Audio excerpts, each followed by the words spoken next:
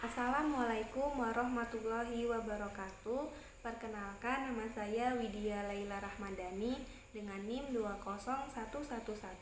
201102024137172 dari kelas 3H Prodi S1 Kesehatan Masyarakat.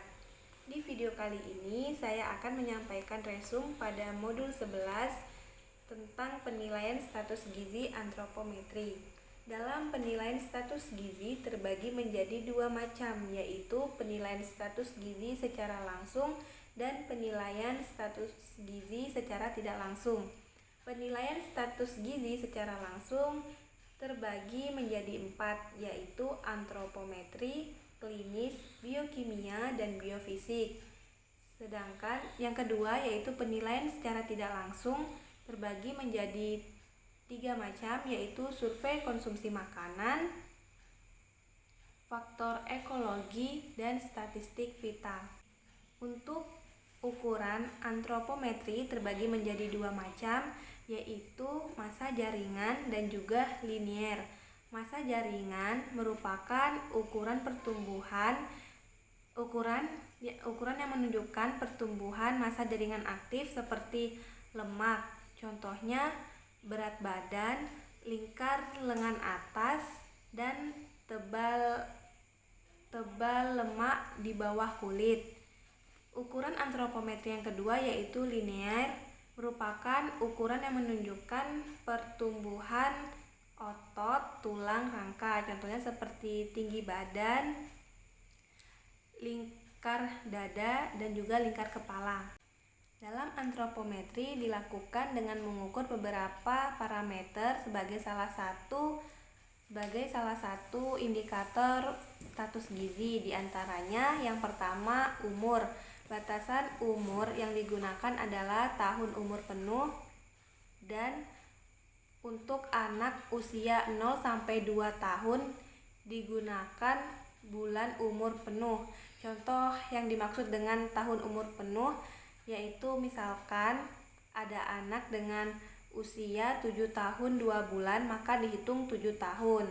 Dan yang dimaksud dengan bulan umur penuh contohnya anak usia 4 bulan 5 hari maka dihitung 4 bulan. Jenis parameter yang kedua yaitu berat badan. Berat badan merupakan ukuran antropometri terpenting dan yang paling sering digunakan pada bayi baru lahir untuk mendiagnosa bayi normal atau berat badan lahir rendah. Pada masa bayi sampai dengan balita, berat badan dipergunakan untuk melihat laju pertumbuhan fisik maupun status gizi. Berat badan menggambarkan jumlah protein, lemak, air, dan mineral pada tulang. Jenis parameter yang ketiga yaitu tinggi badan. Tinggi badan merupakan parameter yang penting bagi keadaan yang telah lalu dan keadaan yang sekarang karena adanya pertumbuhan. Jenis parameter yang keempat yaitu lingkar lengan atas atau lila, merupakan salah satu cara deteksi dini pada kelompok wanita usia subur yang digunakan untuk mengetahui kelompok berisiko kekurangan energi kronis. Wanita usia subur merupakan wanita yang berusia 15 sampai dengan 45 tahun. Pada anak ini digunakan sebagai alternatif jika tidak bisa ditimbang atau diukur tinggi badannya. Jenis parameter yang kelima yaitu lingkar kepala. Lingkar kepala digunakan untuk memeriksa keadaan patologi dari besarnya kepala atau peningkatan ukuran kepala. Jenis parameter yang keenam yaitu lingkar dada. Nah, pada jenis parameter ini lingkar dada terdapat masalah yang sering ditemukan yaitu ketidakakurasi dalam pengukuran karena pernapasan anak yang terkadang tidak teratur sehingga menimbulkan masalah pada pembacaan hasil akhir pengukuran. Jenis parameter yang ketujuh yaitu tinggi lutut. Jenis parameter ini diperuntukkan bagi orang yang tidak dapat berdiri atau pada kelompok lansia.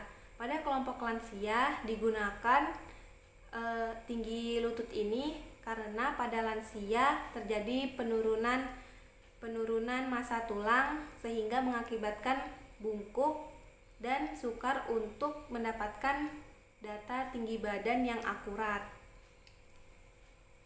Jenis parameter yang ke-8 yaitu jaringan lunak, digunakan untuk menilai komposisi tubuh. Jenis alat yang sering digunakan yaitu Harpenden Caliper. Harpenden Caliper merupakan alat ukur yang digunakan untuk menghitung ketebalan lapisan kulit tubuh, ketebalan lipatan kulit tubuh. Parameter antropometri merupakan dasar dari penilaian status gizi. Kombinasi antara beberapa parameter disebut dengan indeks antropometri. Indeks antropometri merupakan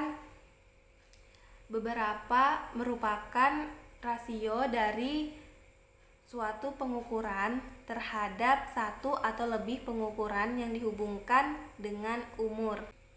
Contohnya, berat badan terhadap umur, tinggi badan terhadap umur, berat badan terhadap tinggi badan, lingkar lengan atas terhadap umur, indeks massa tubuh, tebal lemak di bawah kulit menurut umur, dan rasio pinggul dan pinggang. Demikianlah video resume yang dapat saya sampaikan. Mohon maaf apabila masih banyak kekurangan dan kesalahan.